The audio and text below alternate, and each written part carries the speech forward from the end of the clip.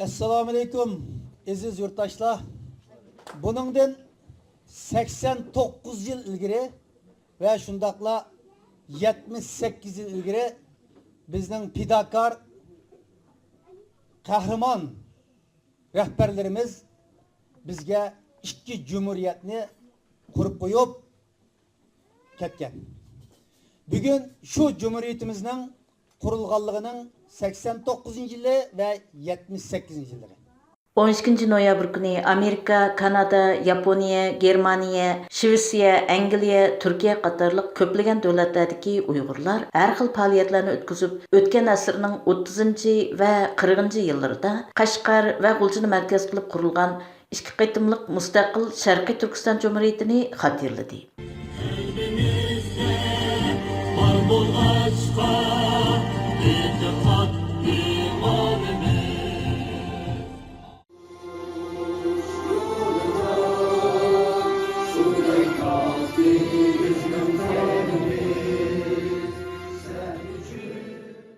Birinci ayının 9-10 günleri Avrupa İttifaqının mərkəzi bolğan Belgiya paytaxtı Brüsseldə ötküzülgən Xalqara Uyğur Munbiri yığını axırlışı bilan, yəni 11-ci ayının 11-ci günü dünyanın hər yerlərindən gələn Uyğurların iştirakında 1933-cü ili və 1944-cü ili qurulğan iki qıtımlıq Şərqi Türkistan Cumhuriyetini birlikdə xatırlaş murasimi ötküzüldü.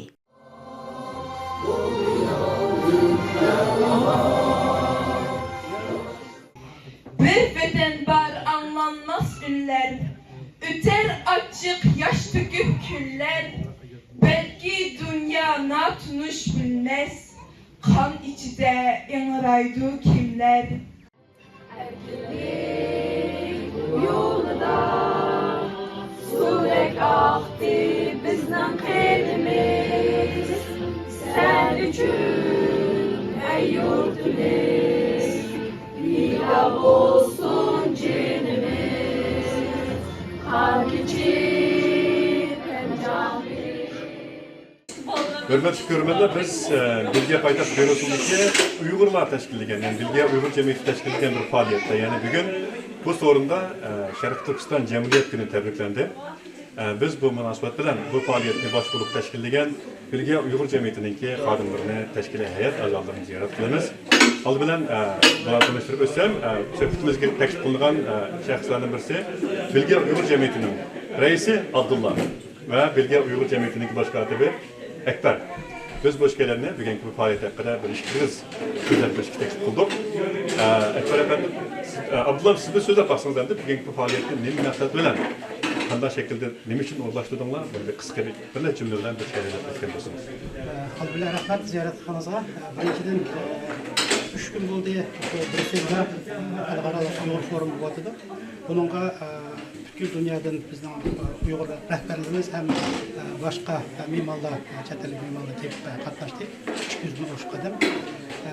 Buningga qo'shib, endi shu me'morlarimiz bilan birga Cumhuriyet günümüzni, Cumhuriyet bayramımızı ötküzüşke bugün şu 11 noyabr günü biz karar kılıp şu me'morlarimiz bilan birga Cumhuriyet faaliyetini o'rlashtirdik. Rahmat sizga. Mening bu faaliyetni aytdi natijalik, ko'ngillik bo'ldi. Benim qarab turdi bu faaliyetda naqsha, she'rlar o'qildi, o'sha farzandlar chiqib she'rlarni o'qib, deklaratsiya qilib aytdi, kelgushlarini xo'shallik uchun dedi. Hem bu faaliyetni biz ko'rib turdik. Cumhuriyet Şərqi Türkistan Cumhuriyeti'nin dövlət marşı ilə başlanğan oldu. Hem de Ekber siz söz yaparsınız, müştaq faaliyetlərdə müştaq uşaq ballarını tartıb çoğunları hemen bir yerə gəlib, müştaq bir mənlik şəkildə təbrikləşdik ki, qandaq əhmiyyəti var sizin üçün? Endi bu yerda biz vatanimiz Ulug' vatanimiz Şərqi Türkistan 5 yildan tortib biz vatanimizda bu faoliyatni qilishdan mahrum qoldik. Buning uchun shu vatanimizning barakatini biz o'zimizning madaniyatimizni, an'anamizning ayrim til madaniyatimizdan bog'liq qilib, bolalarımızga bildirishimiz kerak. Shu munosabat bilan bolalar bu o'zimizning kimligini, haqiqiy bizlarning kelgan biz buni bolalarımızga tushuntirishimiz kerak. Ballarni ota-onalar ham bir yerda o'zimizning milliy an'anaviy kunlarimizni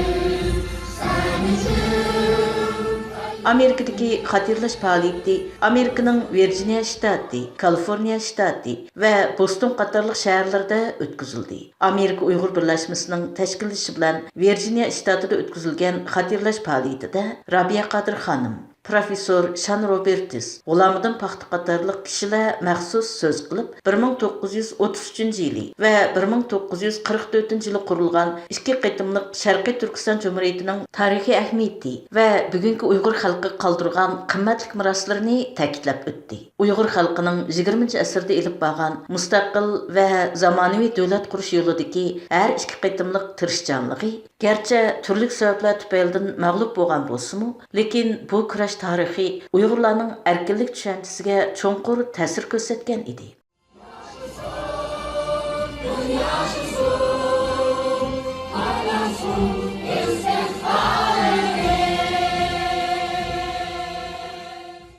Bu yıllık Cumhuriyet Bayramını təbriklash münasibati bilan Türkiye'nin İstanbul, Ankara qatorliq shaharlarda o'tkazilgan faoliyatlar nihoyatda dag'dug'liq bo'lgan. Ankara'dagi xatirlash faoliyatiga qatnashgan Türkiye'nin İyi Partiyasidan bo'lgan parlament a'zosi Faxriddin Yuqush Sharqiy Turkiston masalasi o'zini inson deydigan har bir kishining masalasi bo'lishi kerak degan. Yaponiya, Kanada, Shvetsiya qatorliq davlatlarda o'tkazilgan ikki jumhuriyatni xatirlash faoliyatlari mo'l mazmunlar bilan o'tkazilgan. Bo'libmi Yaponiya parlamentida o'tkazilgan Sharqiy Turkiston kuni nomli faoliyatda Yaponiya parlamentining a'zolari maxsus Uyg'urlar to'g'riliq ochilgan ko'rgazmaga qatnashib, navbatda Uyg'ur xalqi duch kelayotgan irqiy qirg'inchilikqa doir fotosuratlar va materiallarni ko'rgan. Onun başqa Tayvan, Bangladesh qatorliq davlat va rayonlardami tarixdagi ikki qitimliq Sharqiy Turkiston Cumhuriyatlarini xatirlash faoliyatlarining o'tkazilganligi ma'lum.